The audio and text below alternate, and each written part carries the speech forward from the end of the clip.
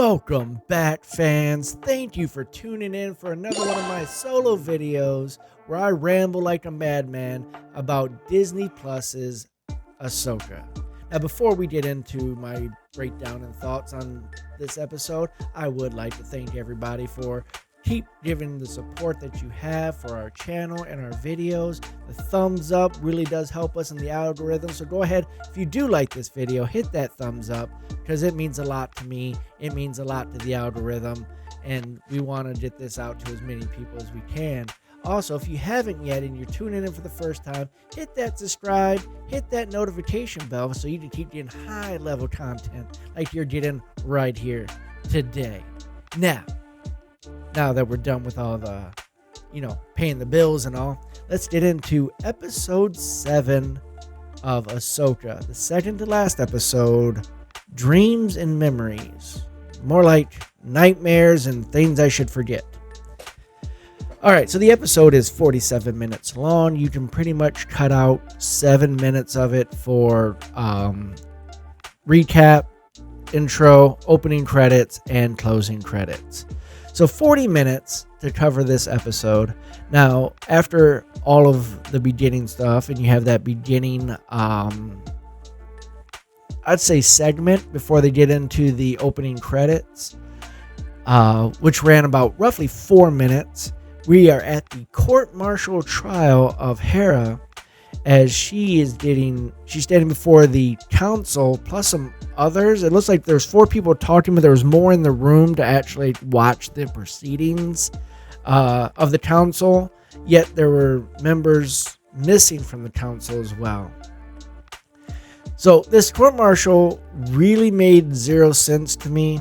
I mean, they're trying to punish her for taking off, but if she's a general and she has how much autonomy do you give your generals?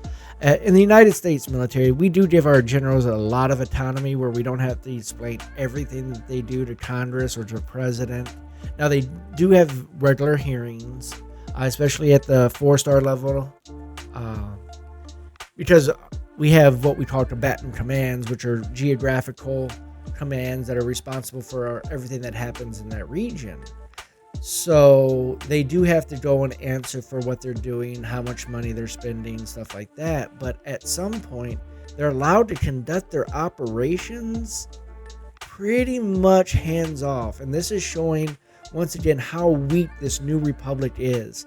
Now, my takeaway from this whole thing is that you have a full Thomas Jefferson type situation. If you know Hamilton, you know what I'm talking about.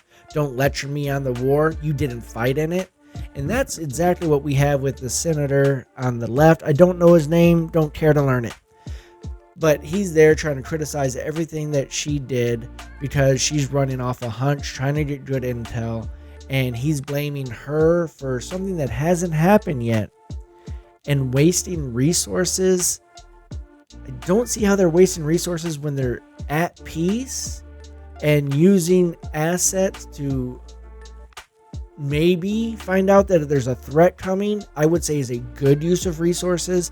So the writing in this just seems like they're trying to force them to be a bad, like a rebel. The way I just say is just a rebel. And then you have them using a very common name as well as using their nostalgic touch of the week, and they brought in 3PO, the personal protocol droid of Senator I'll just call her Leia because I don't want to mess up her last name. The personal protocol droid of Leia, who is the director of the Defense Council, we find out, and she authorized the mission, and he brings in a data chip that proves that she authorized the mission. Now, she authorizes it afterwards to protect Hera from this court-martial. And it looks like the only friend she had actually had on the council herself was Mon Mothma. We see her, the same actress portraying her who portrayed her in Andor, which takes place before everything that happened that starts in A New Hope and through Return of the Jedi.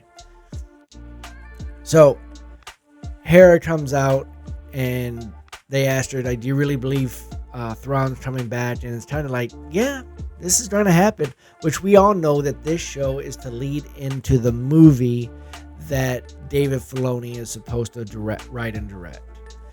So overall, it really didn't do anything for the story. It was just more fluff and a little nostalgia piece. So we should cut it. I say we should cut that right out and yep, move on. Now we get to Ahsoka. The title character is finally back in her own show since she took the time off in the last episode. Coming back with the whales coming out of hyperspace. And like you see her training. Like the first you see her training like different forms, and then you see a holographic Anakin walking around. And he's pretty much telling her that you need to practice these forms and you don't know what we're going to face. And it's pretty much his last recording that he sent to her when she was still training, like when he was still her master and she was just a young Padawan before she walked away from the Jedi Order because of the Clone Wars. So, but she's still training the lightsaber forms that he was telling her that she needs to learn because you don't know who or what you're going to face in these Clone Wars. Not just droids. You'd be fighting Lord Dooku. Like, they did a lot of name dropping in this. General Grievous. So you have this, and then you have the droid come in, and he what was it? I always mess up his name. Is that Hyan? I know it's spelled Huyang. I don't know how to pronounce it. Hey, leave me a video comment down there. Tell me how to pronounce it so I don't get it wrong anymore. And if you disagree with any of my takes on this, go ahead and leave a comment. Tell me how you disagree. Tell me how you agree. Leave some comments. I love to comment back and let you know what I think and why I think the way I do. All right. So this scene, another nostalgia piece, because once again we have Hayden Christensen's Anakin. And then you have Ahsoka look like she's training to become the greatest Jedi of all time. But the big part is that they're saying that the whales are slowing down and that they're coming out of hyperspace, in which they do. And then all of a sudden everything just starts rocking inside the whale. And you find out because they leave the whale, the safety of the whale, to come out in this planet, and you find out that the Thrawn and the Baroness have set up a minefield at the entry point of the planet, and that's exactly what they ran into. And you see that these whales have massive amounts of hit points because they're taking mines, and then it's just like bothering them a little bit, but it's like you don't see any skin breaks, you don't see any blood, you don't see anything. It was just like they have massive amounts of hit points, and these mines are doing minor damage to them. And they're there, and of course Ahsoka's out in her ship because she leaves the whale, and they're like, well, at least the whales are taking some of the blows, and all of a sudden the whales go right back into their hyperspace. So, you know, it's like you say something and then it happens type thing. Cliche moment. It happens. We'll move on. So the other big part of this is that you see, we get back into the Western part. We have our sci-fi part, and we get on the Western part.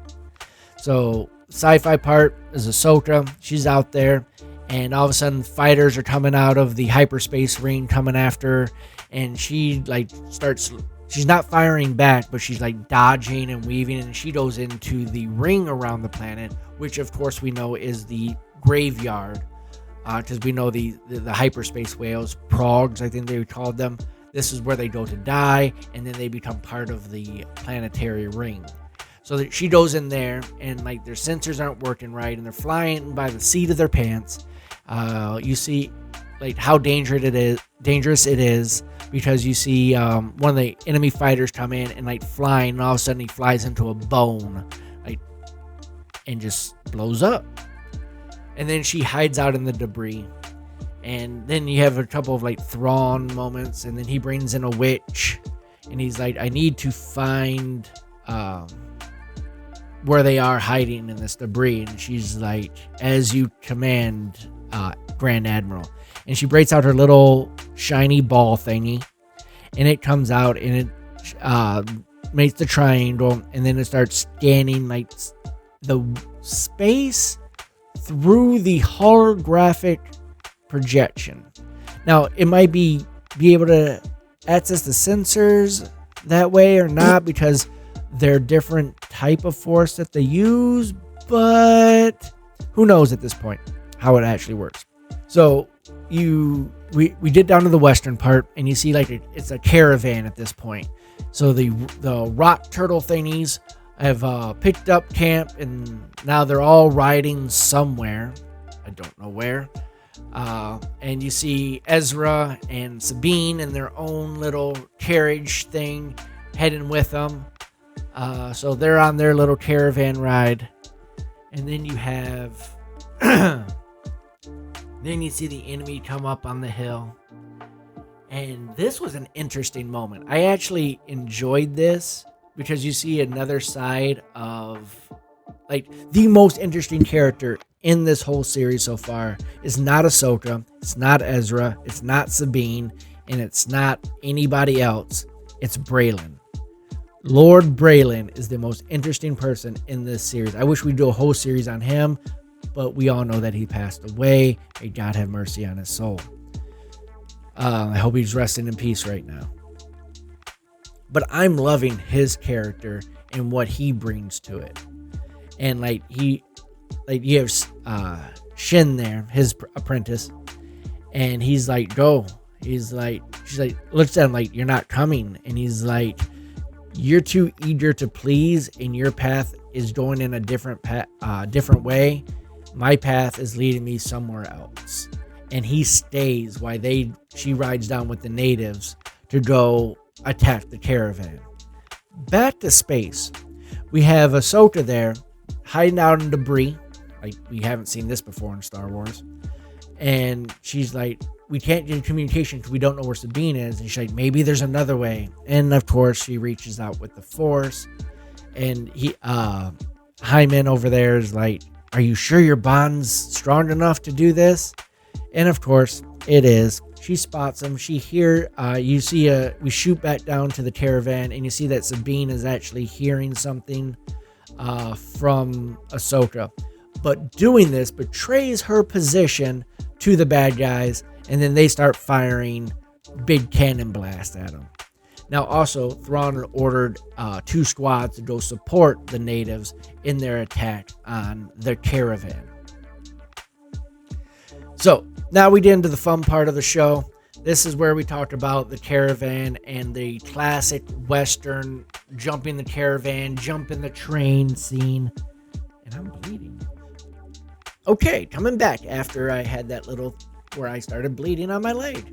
It's been a rough week, folks. Thanks for joining me. You can tell that I'm recording this later than I usually do. I'm recording this actually on Thursday after my game because I had to watch, of course, my Detroit Lions lay the smacketh down on that Packer ass.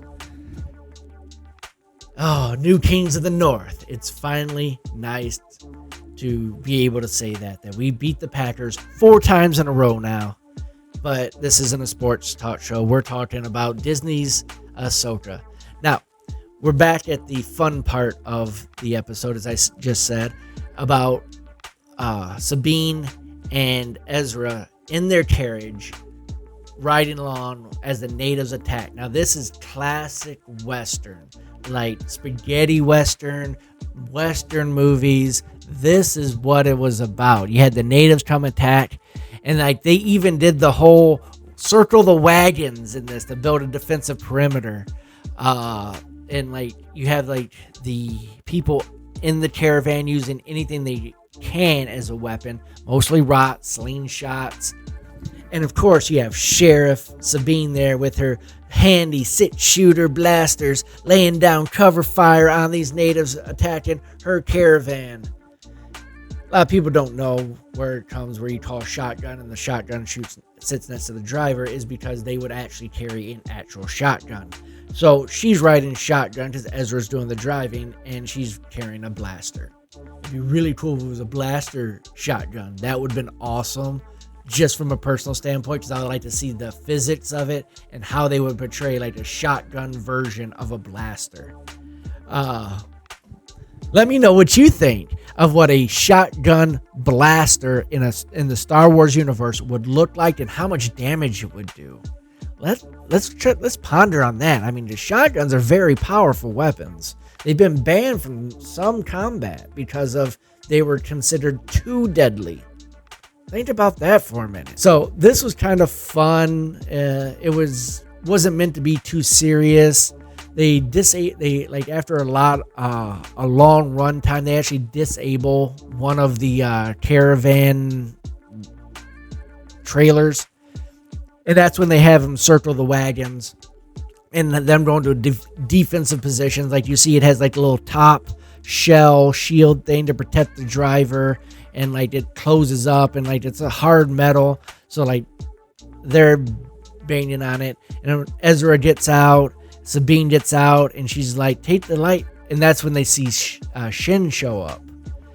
And no, actually, that's not. Because they fight the natives, and they narrow the odds of the natives. And then they see Shin show up, and he's like, lightsaber? He's like, yeah. And he's like, take it. And he's like, no, it's yours now. You've been practicing with it. Because she revealed that she's been training, and Ahsoka's brought her on as her apprentice. So... And he's like, no, you take it. He's like, the Force is my ally. And he fights with the Force and hand to hand, which is different. I would have to say that different. Now, I don't know much about Ezra's character because I did not watch the full run of Rebels. So this is one of my biggest, I watched most of the first season of Rebels, and that's it. I didn't follow all the way through the rest of the series. I don't know a lot of, does he weak with the lightsaber? Is he scared to use the lightsaber? So, I don't know. But he leaves her with the lightsaber and a blaster, and he just using hand-to-hand and Force. And, his Force pushers are pretty weak. Weak. Move my cup half full of water and struggle to do it weak. Apparently, he hasn't been working with the Force in his self-made banishment when he got rid of Thrawn at the end of Rebels. So, moving on. This was fun. Shin shows up, and they're about to start battling. And then,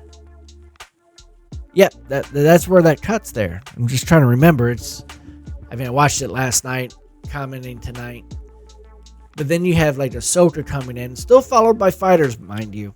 She does a little tuck and roll going super fast. Apparently she knows that cheat code that Black Widow had where she doesn't take fall damage. I guess she used the Force to help, the whole reverse force jump to make sure she didn't hurt herself, and tuck and roll, and then she's there on the ground, and then the ship takes off, which leads her right there with Braylon. Another lightsaber battle with Braylon, which looks like, again, she is going to lose this battle until the ship comes in and it blows flares, it's starting taking missile fire from a F-35 Lightning to distract him while she rides off. So once again,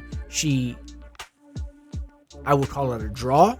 So she's 0-1-1 against Braylon in lightsaber battles. And she uses the distraction to ride off and then to help Sabine down there on the ground, because as she realizes that they have superior numbers at one point, that's when the drop ships come in with the new Thrawn stormtroopers. And they surround them. And then she orders to destroy them. She's like, wait, can we talk? And that's when all of a sudden you see a bunch of them come flying through, and Ahsoka shows up. And then a fight happens. Now, here's another question of mine that I noticed. Why does Sabine's armor take blaster fire so much better than the armor of stormtroopers? If you didn't hit someone once in their armor, why do they even wear it? It protects them from nothing. One shot, they're down. Sabine gets shot 4 or 5 times, she gets right back up. It's not like she has Bezqueen like Mando. If your armor's not there to help, what's the purpose of wearing it? I don't understand. Can someone explain this to me? Leave a comment down below. Tell me why Stormtrooper armor can only take one blaster fire and they're down, but Sabine's armor takes like multiple and she's fine. Something I have no idea what's going on here. Okay, alright, so we're going to move on. So we know about the whole battle, and then Thrawn calls back his troops when he realizes that Ahsoka's there, and he's like, it's a reasonable loss. He's like, for this type of battle, we'd actually consider this a win. And the Baroness is not understanding at all. She's not getting the whole mindset, the chess that Thrawn's playing. And he's like, it's bought us the time we needed because we're just about done loading up the Death Star, and the whole purpose of us was to leave so we can rebuild the Empire. And we have everything we need to do this. Why am I going to worry about these 3 people? 4, if you want to count the rock monsters, the rock turtles, but these 3 people. And then he was like, we probably would have won if it wasn't for Lord Braylon not getting in the fight. So there is that. You lose a big player off your chessboard on that one, Baroness. And then, yeah, that's pretty much where it ends. Like, they're going to get ready to jump out with their huge hyperspace ring with his Chimera Death Star. So, overall, not a bad episode. You had sci-fi, and then you had Western, and of course, people tie a lot of sci-fi to Westerns. Star Wars, the original one, was based off of a Western. I don't know what else to say really about this episode, other than I'm ready to see the season finale, and I'm hoping that it's a long episode, like hour and a half type episode. There's a lot of loose strings you got to tie up, like what is Braylon doing? What happens when they jump in? Now, I don't know if they're trying to get this to set up for a second season of this, because the last episode, I believe, is next week. Yeah, next week is the final episode. So, what are they tying up? Where's the story arc going to end? This is the problem with some of these series that you have with Disney, is they don't know how to tie it up in a nice little bow so it can be an end of a season. Now, of course, if you're planning on having a second season, you need that cliffhanger, but you still need to tie the story up from season 1. You don't just keep having it bleed in. I mean, even the CW did this right. Look at Vampire Diaries. At the end of the season, they wrap up every type of, mishaps they had throughout the whole previous season, and then they have the new problem at the end of the season that leads into the next season. This is something that they don't do in these Star Wars movies or TV series, is they try to just have it one continuous story over multiple seasons. And you can do that. You can have threads and stuff like that go over multiple seasons, but you need to tie up season 1 with season 1. And then maybe have a couple threads that go into season 2, but season 2 needs to start as its own thing and then wrap up season 2. If not, all you're doing is dragging out a story that doesn't need to be dragged out any longer. So this episode, of course, we already saw Thrawn. We've already saw Ezra. The big reveals there. The nostalgia's gone. They dropped Leia's name. They had 3PO show up. So they're trying to, pander to the fans. And I think the panhandle's kind of, if you know what I mean, getting a little loose in the bottom. Like you can hear the bottom of the pan when you drop the coin in. I'm ready for it to wrap up. I'm getting pretty tired of covering it.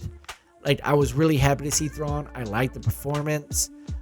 The dialogue in this is almost better than Mando season 3. Definitely not up to Mando season 1 and season 2. Definitely better from what I've heard than their Kenobi series, which they said makes 0 sense, and a few of the other series. So, but I'm happy it's wrapping up. I'm no longer super excited about Tuesday nights when the new one drops. So, yeah, that's pretty much my rating. My take on episode 7 is it's just another disappointing Disney Star Wars show, and how Disney has ruined every IP that I liked. They've done it with Marvel. They started off on a high, and they kept it going for a long time, like 21 movies. I mean, that's an impressive streak. But as of late, they dropped the ball because all that looks like they're trying to do now is cash in for money. Star Wars has been a disappointment since they bought it. We all got excited about them making the new trilogy, and once again they failed to deliver.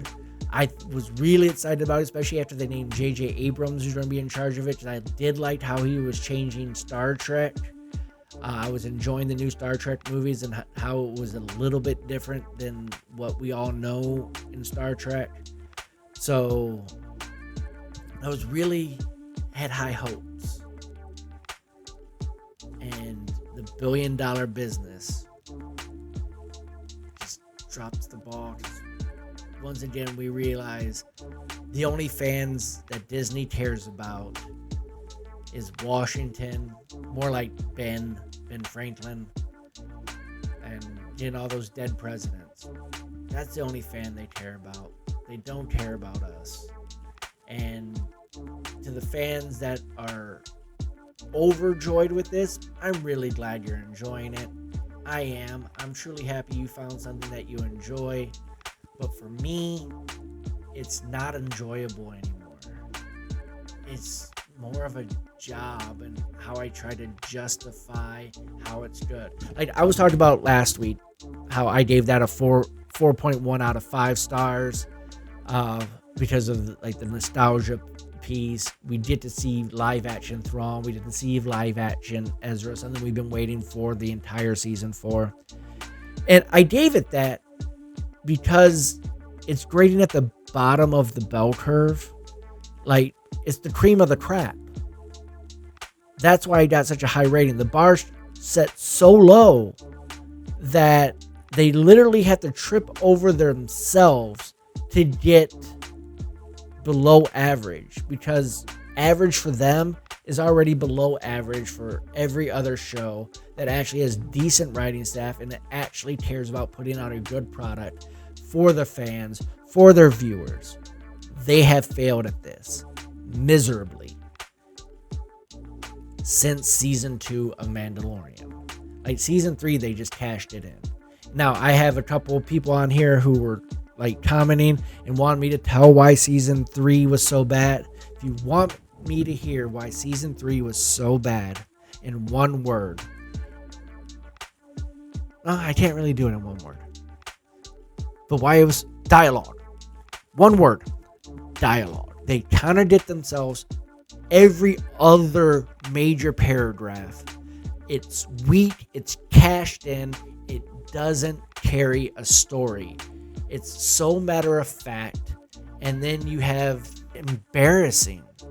So that's it. I think I said my piece. Thank you for sticking around this long. If you have, I'm sorry I went on a little tirade there at the end, but I think it needed to be said. But you are a bunch of mad women and madmen hanging around me, listen to me ramble on like a madman. And with that said, the camera goes.